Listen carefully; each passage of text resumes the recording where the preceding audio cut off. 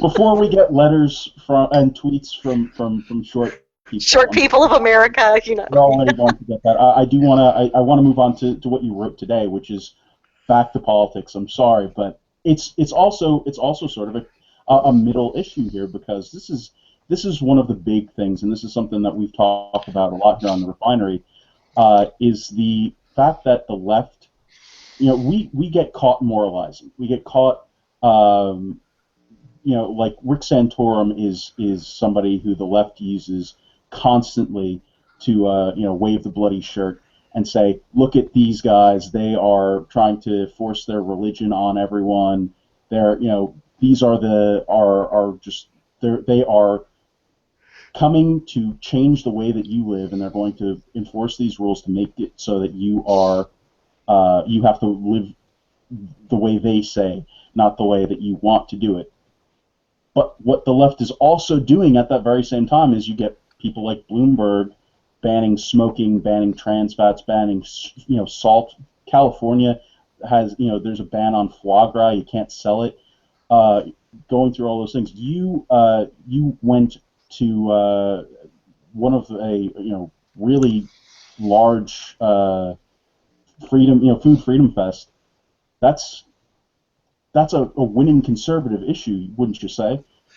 Oh, it's a huge one. I always like looking at the issues too, because the whole part of winning elections, it's as bummed as we get about losing elections, we usually, only lose by a couple of percentage points. And if we can hit the margins, that would make a big difference. A lot of people say, well, let's water down our message. That'll do it. I don't think that will do it, because you're going to make people stay home if if you keep moving to the left. Instead, find these issues that are disruptive.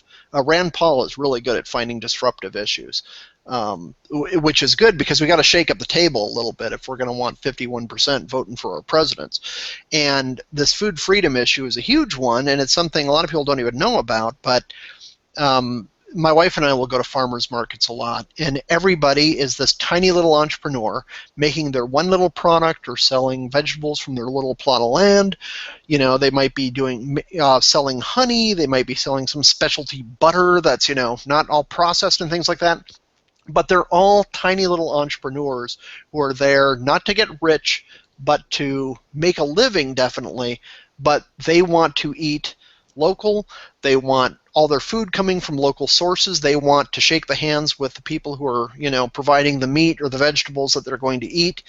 And these people are being absolutely crushed by governmental regulations in processing, because they will make their own cheese, totally sterile, using traditional methods that have been going on in Europe for say 2,000 years, and the USDA is saying, nope, you didn't irradiate it or whatever the heck they require for that particular product.